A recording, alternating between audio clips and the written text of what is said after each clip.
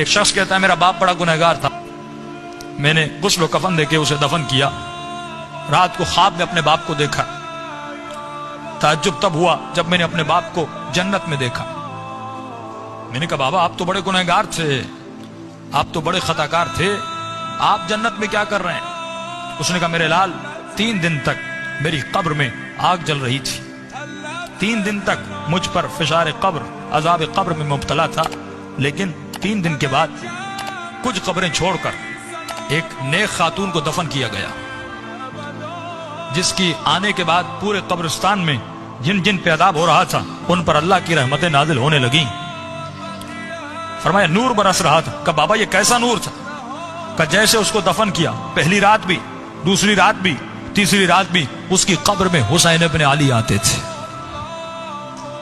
فرمایا جب اس خاتون نے میرے عذاب کو دیکھا، فرمایا اس کے دل میں رحم پیدا ہوا، اور جب امام حسین اس کی قبر میں آئے تو اس نے کہا مولا مجھ پر تو رحمتیں ہیں، لیکن یہ بھی آپ کا چاہنے والا ہے، اس کی قبر میں عذاب ہو رہا ہے، میں چاہتی ہوں میری خاطر آپ اس کی شفاعت کر دیں۔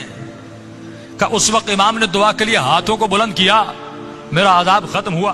کہ بابا وہ خاتون کون سی تھی؟ کہ اس کا نام یہ تھا، اس کے شوہر کا نام یہ ہے، فلاں محلے میں رہتی تھی۔ یہ نیند سے اٹھا، اس محلے میں گیا، اس شخص کا نام پوچھا کہ فلاں خاتون آپ کی زوجہ تھی؟ کہاں؟ کہ اس کا کون سا ایسا عمل تھا؟ کیا وہ بہت زیادہ نمازی تھی؟ کہ نہیں، صرف واجبات پہ عمل کرتی تھی۔ کہ بہت زیادہ قرآن پڑھتی تھی؟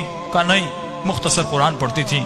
کہ کوئی ان کا خاص بہت زیادہ ذکر تھا؟ کہ نہیں، ایک عام سی زندگی گزارتی تھی لیکن اخلاق کی اچھی تھی۔ اس نے کہا اتنا پوچھ کیوں رہے ہو؟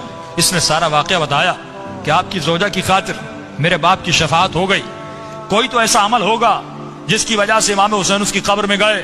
تو فرمایا ایک عمل تھا جو کثرت سے کیا کرتی تھی۔ کہ وہ کون سا عمل تھا؟ فرمایا روزانہ زیارت عاشورہ پڑھا کرتی تھی۔ یہ مقام اذکرونی اذکرکم ہے کہ ہمارے چاہنے والوں تم ہمیں یاد کرو، ہم تمہیں یاد کریں گے۔